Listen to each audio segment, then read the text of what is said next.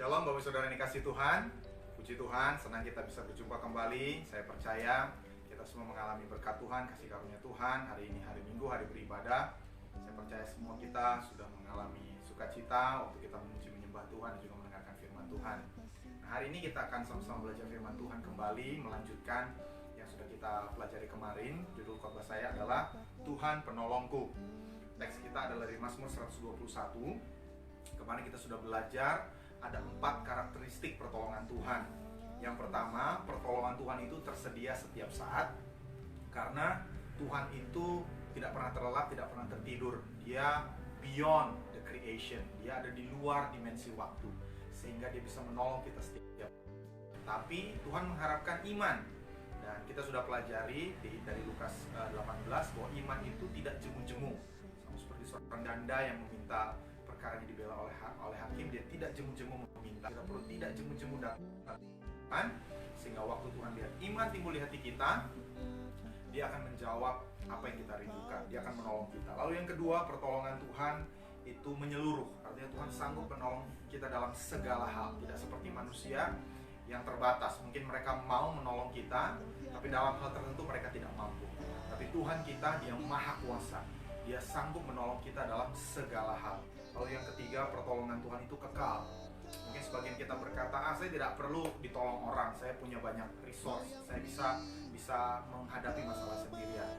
Tapi satu hal yang pasti yang kita tidak bisa handle adalah beyond our death. Sesudah kita dipanggil Tuhan, sudah kita meninggal, kita butuh satu pribadi yang menolong kita untuk hidup kekal selamanya. Nah, kita berkata, Tuhan bersemayam di kekekalan, Tuhan bersemayam di satu dimensi yang namanya kekekalan. Dan semua kita akan masuk ke dalam kekekalan, entah itu hidupnya kekal atau matinya kekal.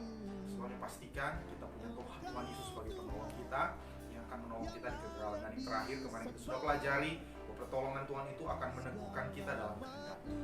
Saya harus beritahu, seringkali ada hal-hal yang kita anggap pertolongan Tuhan, tapi justru membawa kita jauh dari Tuhan. Bukan salah berkat, tapi sikap hati kita. Kalau itu memang pertolongan dari Tuhan, seharusnya itu makin membuat kita semakin dekat dengan Tuhan. Nah, hari ini kita akan belajar bagaimana cara mengalaminya dalam konteks Mazmur 121. Di ayat 5 dikatakan, Tuhanlah penolongmu, Tuhanlah naunganmu. Nah, kata naungan ini menarik karena ini bicara tentang satu perlindungan di bawah sayap. Dan ada konteks lain, ada satu cerita yang mengingatkan saya tentang ayat ini, tentang naungan Tuhan sebagai naungan kita.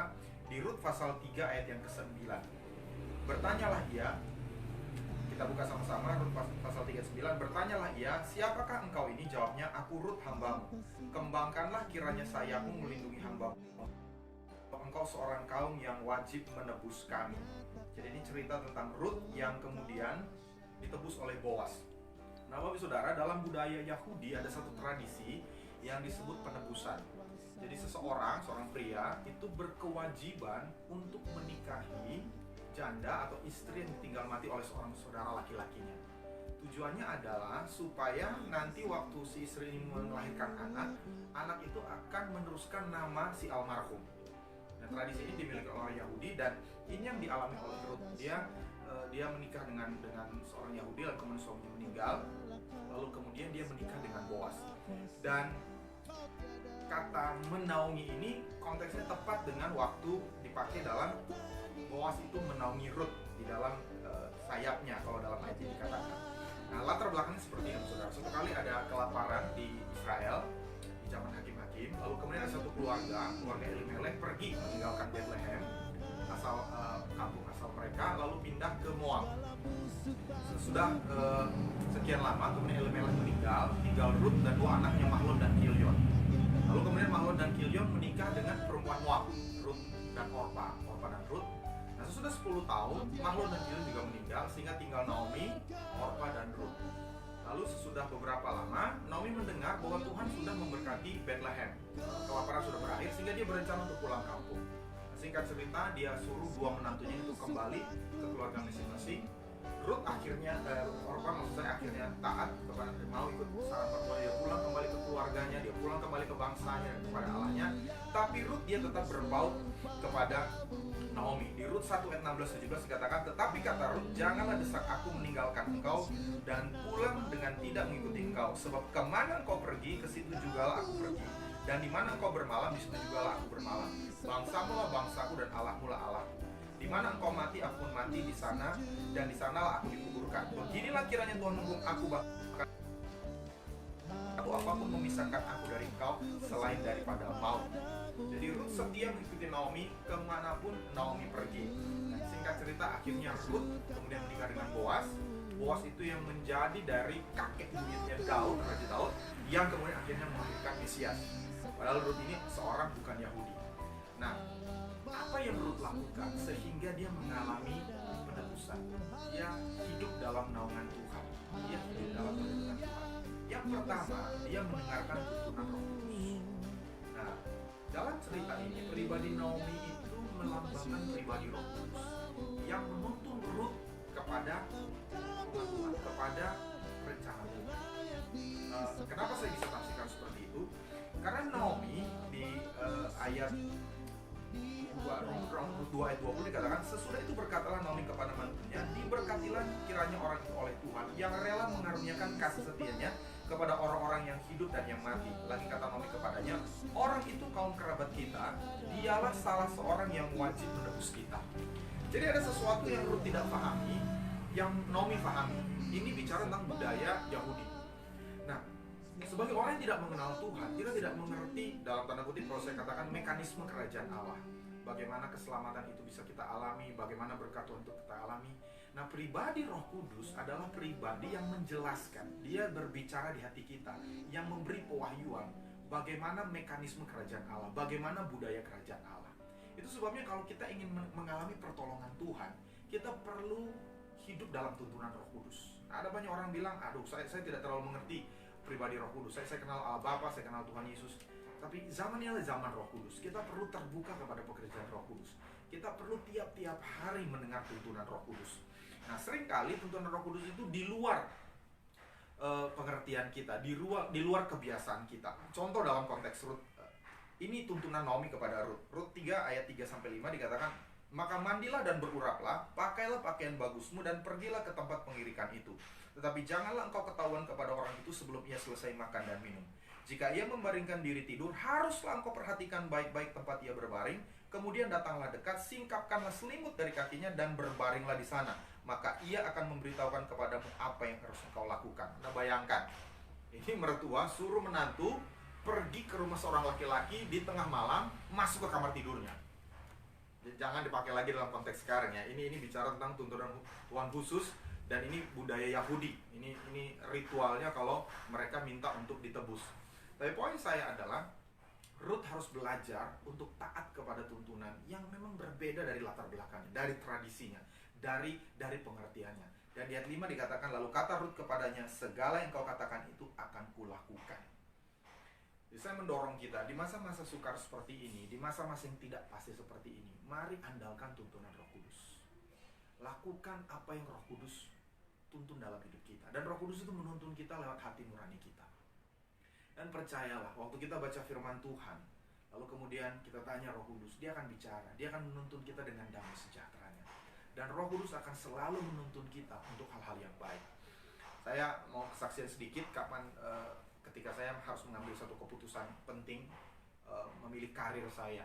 Saya lulus dari kuliah, saya seorang engineer, tapi beberapa bulan sebelum saya lulus kuliah ada seorang yang berkata, kayaknya kamu nggak cocok nih jadi pengusaha. Karena saya dulu punya cita-cita jadi pengusaha atau jadi profesi lain selain pendeta. Karena saya berpikir saya nggak mau jadi pendeta.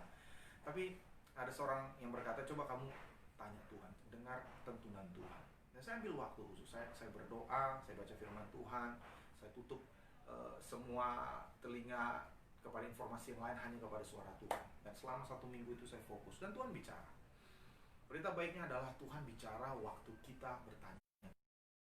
Itu sebabnya saya dorong kita di saat-saat seperti ini, jangan andalkan latar belakang kita, pengalaman kita di masa lalu.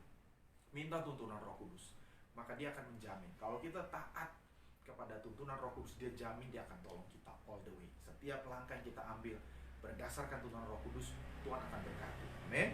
Lalu yang kedua, apa yang Rut lakukan? Dia berada di rumah Tuhan. Dia ada di rumah Tuhan karena dia ikuti mertuanya Naomi. Rut 1 ayat 6 dikatakan, kemudian berkemaslah ia dengan kedua menantunya dan ia pulang dari daerah Moab. Sebab di daerah Moab itu ia mendengar bahwa Tuhan telah memperhatikan umatnya dan memberikan makanan kepada mereka. Demikianlah Naomi pulang bersama-sama dengan Rut perempuan Moab itu menantunya, yang turut pulang dari daerah Moab, dan sampailah mereka ke Betlehem pada permulaan musim menuai jelai. Mereka pulang ke Betlehem, rumah Rut, ke tempat di mana Tuhan sudah memulihkan umatnya. Nah, rumah Tuhan itu bukan bicara tentang geografis, bukan bicara tentang bangunan fisik. Rumah Tuhan itu bicara tentang di mana hadirat Tuhan berada. Kalau kita mau mengalami pertolongan Tuhan, kita harus ada di dalam hadirat Tuhan. Nah, satu hal yang kita syukuri dengan beribadah dari rumah adalah, Anda bayangkan sekarang ada begitu banyak muncul gereja-gereja baru di seluruh penjuru kota. Sebelumnya kita berkumpul di satu tempat, kita memuji menyembah Tuhan di satu tempat, tapi sekarang karena himbauan pemerintah, kita beribadah di rumah masing-masing. Ada berapa banyak keluarga yang beribadah menjadi gereja-gereja baru. Ada berapa banyak rumah yang sekarang dipakai menjadi gereja-gereja baru. Jadi kalau saya bayangkan, dulu satu obor di tengah kota, sekarang ada ribuan lilin yang menerangi seluruh kota, dimanapun kota saudara berada. Dan saya berdoa supaya sekalipun masa-masa beribadah dari rumah ini sudah selesai, di rumah kita tetap ada ibadah. Kita tetap rindu ada dalam hadirat Tuhan. Tapi yang kedua, rumah Tuhan ini bukan hanya bicara tentang diri kita masuk ke dalam hadirat Tuhan waktu menyembah Tuhan, tapi rumah Tuhan juga bicara tentang persekutuan dengan sesama orang percaya. Berkata, saya kan bait Allah, roh Tuhan, roh Allah diam dalam diri saya. Artinya saya bisa ada dalam hadirat Tuhan dimanapun saya mau, kapanpun saya mau. Betul, tapi itu baru separuh betul. Rumah Tuhan itu juga bicara tentang tubuh Kristus. Di Efesus pasal 4 ayat 16 dikatakan, daripadanya lah seluruh tubuh yang rapi tersusun dan diikat menjadi satu oleh pelayanan semua bagiannya, sesuai dengan kadar pekerjaan tiap-tiap anggota, menerima pertumbuhannya dan membangun dirinya di dalam kasih. Jadi ayat ini berkata dua hal. Yang pertama, seluruh tubuh itu akan menjadi satu ketika bagian-bagiannya itu melayani. Jadi tubuh saya ini bisa baik, bisa sehat ketika semua bagian tubuh saya ini melakukan fungsinya, melayani. Kalau salah satu tidak berfungsi, maka tubuh ini tidak akan sehat. Tapi yang kedua juga dikatakan, setiap anggota tubuh itu menerima pertumbuhannya waktu dia melayani. Artinya hidup saya ini bertumbuh waktu dia melayani sebagai sebuah hidup. Tangan saya ini bertumbuh waktu dia melayani sebagai sebuah tangan. Itu sebabnya semua anak Tuhan itu dipanggil untuk jadi bagian dari satu gereja, dari satu persekutuan orang percaya. Dan lewat kesempatan ini saya motivasi kita. Saya tidak menghakimi siapapun, tapi jangan hanya sekedar datang ke gereja, dengar khotbah lalu pulang. Melayanilah, berkontribusilah. Waktu kita melayani, waktu kita berkontribusi, kita menerima pertumbuhan rohani kita. Dan Tuhan juga menolong kita lewat saudara-saudara yang Tuhan taruh di sekitar kita. Tidak ada gereja yang sempurna, tapi kita semua komitmen sama-sama untuk mau disempurnakan. Ambillah keputusan untuk saya mau berkontribusi, saya mau melayani, saya memberkati orang lain lewat talenta, lewat karunia yang Tuhan berikan kepada saya. Dan orang lain pun juga akan dipakai Tuhan untuk menolong kita. Jadi yang kedua, Rut ada di rumah Tuhan. Dia ada dalam hadirat Tuhan. Dia ada bagian dari persekutuan orang-orang yang percaya kepada Tuhan. Rut bekerja dengan rajin. Jadi Tuhan menolong orang-orang yang bekerja dengan rajin. Tahukah Bapak Saudara, di kitab Amsal, Tuhan lebih banyak menegur orang malas daripada orang pemabuk. Kalau Saudara baca kitab Amsal, Tuhan lebih banyak membahas tentang kemalasan daripada mabuk atau bahkan bebal.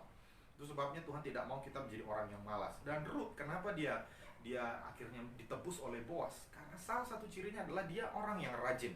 Rut 2 ayat 7 dikatakan, tadi ia berkata, izinkanlah kiranya aku memungut dan mengumpulkan jelai dari antara berkas-berkas jelai ini di belakang penyabit-penyabit. Begitulah ia datang dan terus sibuk dari pagi sampai sekarang, dan seketika pun ia tidak berhenti. Saya tidak bisa bayangkan kerja di ladang sangat panas dari pagi sampai siang. Saya tidak tahu sampai jam berapa, seketika pun dia tidak berhenti. Dan ada favor. Bayangkan kalau Rut ini dia rajin, tapi dia bekerja di ladang misalnya orang lain, di ladangnya Joni gitu ya. Belum tentu dia menikah dengan Boaz, mungkin dia menikah dengan John, ini contoh saja. Tapi karena dia rajin dan diberkati Tuhan, dia berada at the right time, at the right place, meeting the right people. Dan ini pertolongan Tuhan. Tapi Tuhan tidak bisa menolong seandainya dia tidak bekerja dengan rajin. Itu sebabnya di masa-masa ini saya dorong kita tetap produktif. Di dalam Alkitab kata miskin itu bukan tidak punya uang. Ptochos itu unproductive. So according to the Bible, menurut Alkitab, poverty is unproductivity. Waktu kita tidak produktif, kita orang miskin, seberapa besar pun aset yang kita punya.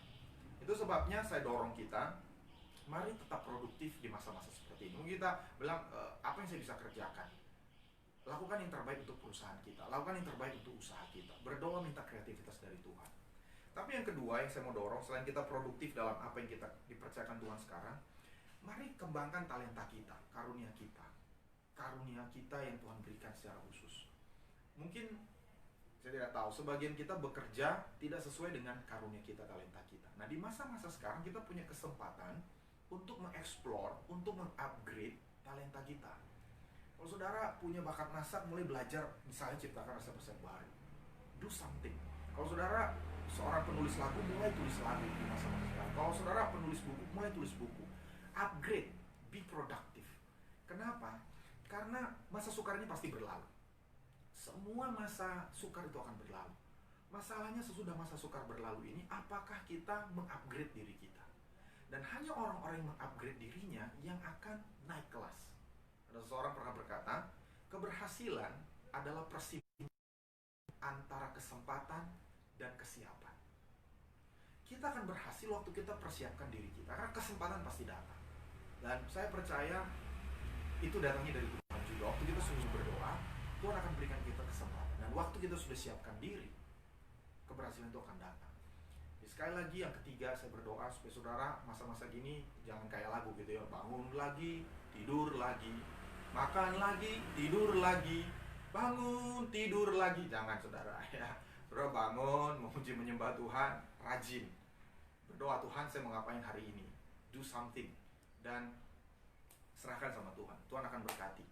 Apapun yang kita kerjakan dengan rajin, seperti Ruth, Tuhan akan tuntun sampai ke ladang Boaz, sehingga Tuhan akan tolong kita. Jadi 3 hal bagaimana kita mengalami pertolongan Tuhan. Yang pertama, tuntunan Roh Kudus. Tanya Dia, bergaul akrab dengan Dia. Lalu yang kedua, ada dalam hadirat Tuhan. Hidup dalam persekutuan dengan saudara-saudara yang percaya, sama orang percaya. Dan yang ketiga, rajin. Untuk kita lakukan 3 hal ini, saya berdoa supaya ada pertolongan Tuhan dalam hidup kita. Amin. Mari kita berdoa. Haleluya. Bapa, kami bersyukur untuk renungan firman Tuhan walaupun singkat, tapi kami berdoa supaya bisa membangkitkan iman kami bahwa masa sukar ini pasti berlalu. Masa kelaparan pasti berlalu. Ketika masa kelaparan itu berlalu, kami akan mengalami pertolongan Tuhan, kami akan masuk dalam rencana Tuhan sama seperti Ruth. Ada favor dari Tuhan, ada perkenanan dari Tuhan, sehingga bukan hanya berkat jasmani Tuhan, dia mengalami berkat rohani dari nenek moyang, masuk dalam sisilah Tuhan Yesus Kristus. Kami juga imani Tuhan, masa sukar ini pasti berlalu. Kami akan mengalami pertolongan Tuhan. Kami tidak hanya segera mengalami pertolongan Tuhan secara material, secara finansial, secara fisik Tuhan, tapi secara rohani kami akan masuk dalam kehendak Tuhan yang sempurna. Hamba sekali berkati semua umat Tuhan yang sedang mendengar firman Tuhan ini dimanapun mereka berada. Perlindungan darah Yesus atas kami semua. Roh jiwa tubuh kami terpelihara sempurna di dalam Engkau. Terima kasih Bapa di surga. Terus kami berdoa untuk bangsa dan negara kami. Kami berdoa juga untuk para dokter, para perawat, tenaga kesehatan yang berada di garda terdepan, yang melawan virus COVID-19 ini, yang merawat semua yang sedang sakit. Kami berdoa Tuhan yang menjaga, yang melindungi mereka dimanapun mereka berada. Kami berdoa juga untuk pemerintah kami diberikan hikmat untuk bisa melewati masa-masa sukar ini dengan baik ya Bapa. Kami percaya Tuhan, Tuhan turun tangan, Tuhan campur tangan menolong bangsa kami. Di dalam nama Tuhan Yesus. Haleluya. Amin. Puji Tuhan, Tuhan Yesus memberkati.